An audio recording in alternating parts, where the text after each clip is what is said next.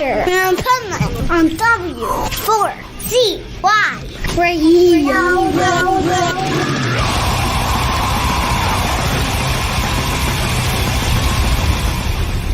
Wake up, America! It's time for the Adventures of Pipeman on W4CY.com, West Palm Beach's #1 internet radio station. Here's your host, the Pipeman.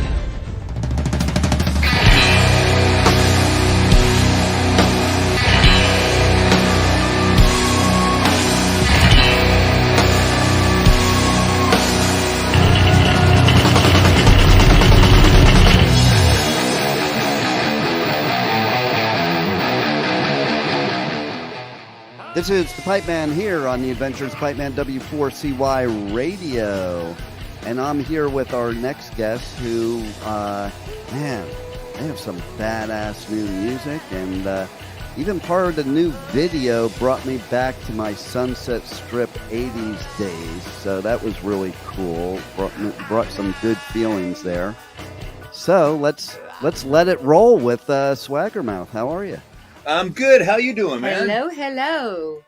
I am doing phenomenal. Just got back from your neck of the woods like 1 o'clock in the morning last night because I was doing coverage for Punk Rock Bowling. Oh, I heard that was pretty awesome. Oh, yeah, it was definitely. I go on tour and I do a bunch of festivals all over the U.S., U.K., Europe. That's one of my favorite festivals as far as just how they do things because it's so different. Because they like invade and take over downtown Vegas, and it's not just you're going to a festival, but it's, you got all the club shows and the bowling, and they used to have a poker tournament, and it's just, and there's stages everywhere and things going on everywhere. So it's just kind of like a whole thing opposed to just a music festival. Yeah, nice. It's a scene. Sounds like a wonderful carnival. Exactly. Of characters. Yeah. Well, what's funny about that is I was interviewing Devo, and he basically said, about people that the punks take over, and they make downtown Vegas look more normal. Being there. More normal. Whatever normal is anymore. It's like the punks aren't the outcasts in downtown Las Vegas on Fremont. Oh, that's funny. Right. It's a terrific place. So you guys basically, this is where this new music is all kind of born from Vegas. You guys went to Vegas and you kind of settled in, and then we had this, crap called a lockdown, and that was not fun for us, the listeners, or you as the artists. But I do think what we're going to talk about today is a product of that, because I also feel that a lot of artists, they, got a chance to jump off the hamster wheel during that lockdown and go back to being creative again. Mm-hmm. I agree. We actually locked down. Swaggermouth was interesting. It's me, Jason Ebbs, my wife, Janea Ebbs, and then CRISS SLADE from AC/DC is on the drums. And we had a band prior to that called Ecotonic, and we were getting ready to record our record, and we were working on the new stuff, our second record, and we were about 5 songs in, and then AC/DC called him back to join for the tour in 2015, and we're like, shit, what are we going to do now? So I sat on this stuff for a second, and then COVID hit, which gave us 3 years of being locked down in the studio, because we have a studio in the house and everything, and that led me to revisit this stuff and go, you know what? I should really finish this. So, and we were doing podcasts once a week through that too, playing our original stuff, and with very good response. Yeah. So but it sparked us to go ahead and finish this record. And then I put together a live band around it. And we got the deal with Rock Avenue Records USA. And you've seen the first video. So that's the product of our passion. I love it. And what I think about when you're saying that is another reason, of what I was saying before. It used to be artists, they would make an album, but then there would be like a few different times that they would just redo it because it was like, oh, this isn't what we want. And nowadays it's like you have to pump it out.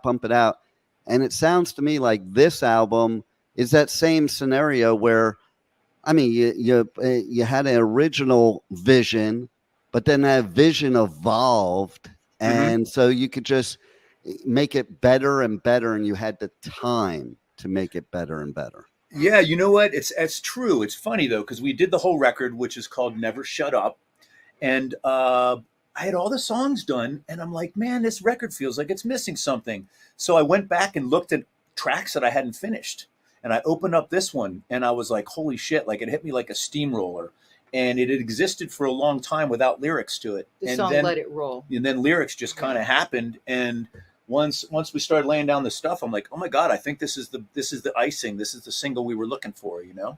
Nice. See, so, you know, if you're going to take a positive, there it is right there.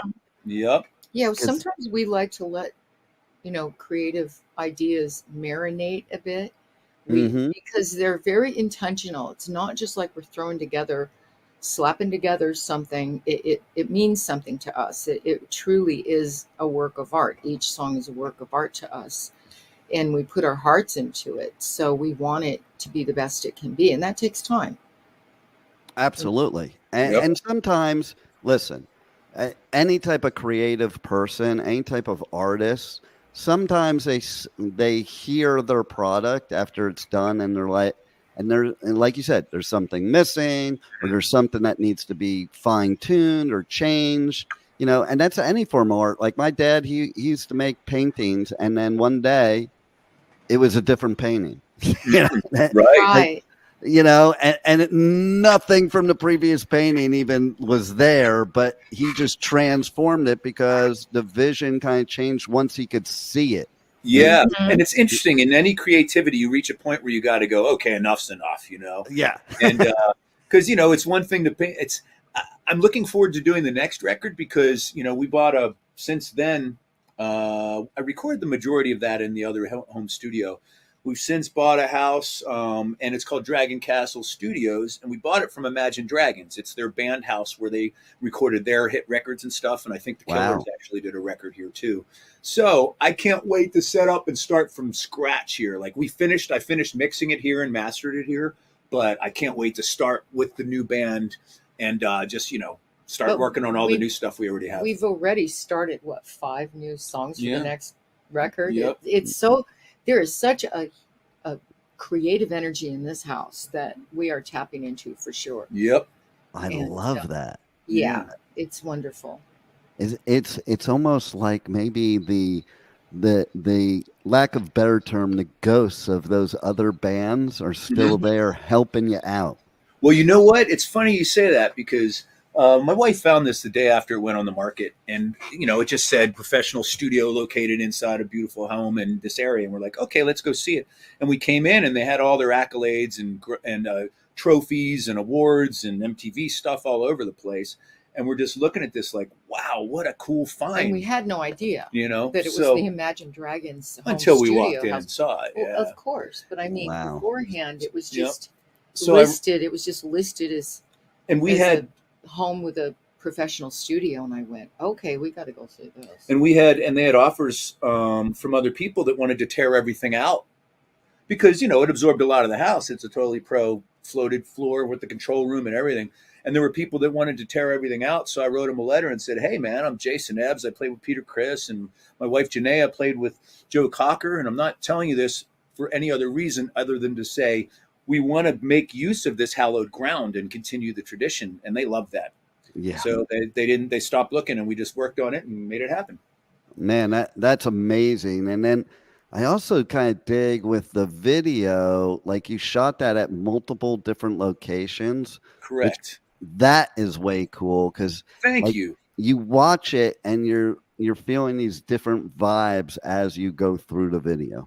Well, the cool thing is the one outside one where you get the drone shots from above where we're playing on a Wheel of Misfortune. Yeah. We caught the tail end of that, man. It's being leveled and it's being replaced by 650 homes. So we did like a commando shoot on it, and we got the last glimpse of it. And so I'm really happy we got to immortalize that because, that was a big part of Vegas for a long time. And then the other location was at Rockstars of Tomorrow, which is they just opened out here in Summerlin. And we believe in passing things on, and I think that the kids need to carry the torch for It's rock a and school. roll. It's a know, school Yeah. for so musician- that's why kids we that are featured them in there. Mhm. And then the last location we did here at Dragon Castle Studios, It's our So- property. It's the back of Yeah. our property. Yeah, the pool and area we showed the control room and stuff. and the control room. Yeah. So You know Yeah. what it reminded me of there? What's that was the part that reminded me of the old 80s Sunset Strip days. cool. It kind of made me flash back to hanging out at the Rainbow. Yeah, Oh, yeah. I can see that. That was the Rainbow? total vibe I got during that part. I'm like, oh wow, that's pretty cool. Well, that's cool, yeah, because we had let me see, we had the bass player from Lizzie Borden. He was one of the guys in there, and we had a bunch Nice. of kind of cameo celebrity people that, we figured we'd christen the house because that was our first party. Christen the house and invite select people over and shoot a video of a party scene here. So It was very organic. It wasn't, And that- necessarily yeah. planned out. We just knew how the vibe that we wanted to capture, and then everyone just had a good time. Yep, And the and- camera rolled. And that bottle of champagne that we opened was one of the two that they left us in the fridge when we moved in. So that was Wow. ceremonious, Yeah. I love Ceremonious. that. Yeah. Ceremonial? Ceremonial. Ceremoniosity? I mean, what the fuck? Oh man. But, cool. So we're Yeah, I glad think we it's went- kind of like the universe just sent all these things your way in a row, and that Yeah. leads to dropping the album in late July. Yep.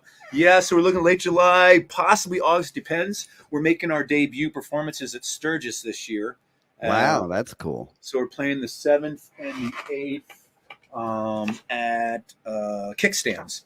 And then working on some dates for Full Throttle as well. So we can hang out with our buddy Tommy London and Nice. yeah, have some fun. Love it. And so how does everybody connect with you guys on the web, socials, pre-order or pre-save the new album, check out all your music, all that good stuff? Yeah, you can go to swaggermouth.com. We're on Instagram as Swaggermouth, Facebook as Swaggermouth. I don't do the X or the TikTok at the moment, but someone else in the band might be doing that. Or you can hit up Jason Ebbs, EBS, and we'll keep you posted on what's going on and everything.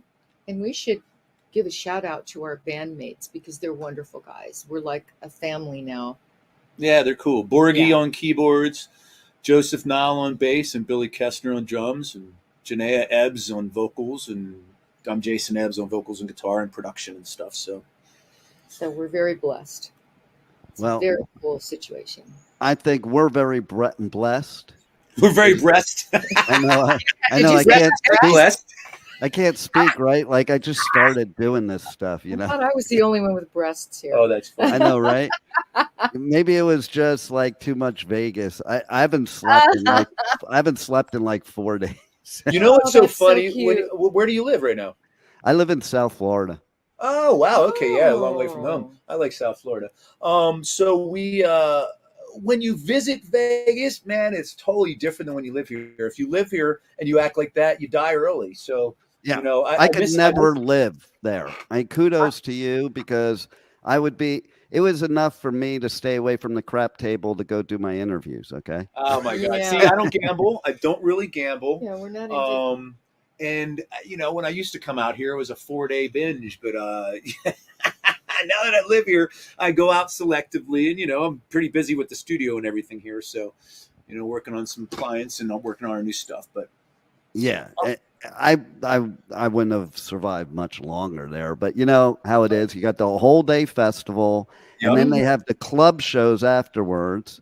So then you get back to the hotel at 3, and then if you don't do anything else, and then for me, I have to go and start editing, the interviews for my engineer to do the real edit and get everything prepared and do all that stuff. And then next thing you know, okay, it's time to go back to the festival and do some more interviews. yeah, I get it.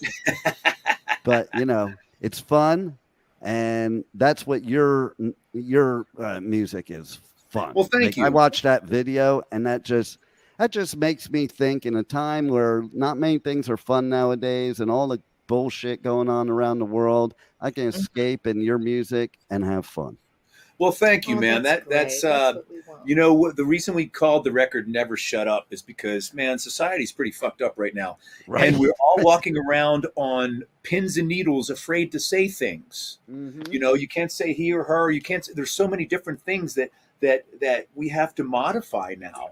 So as Americans, we painted ourselves into a corner. So the way I look at it, we got to hold on to our ability of free speech. You know, be respectful, of course. You know, I'm not into, not at other people's cost, but Right. that's one thing that's under attack right now. And no matter what side you're on, it's scary. So, Oh, that's my thing. I always say it doesn't matter what side. Like I always say they're all on the same side, and it ain't mine. Okay, like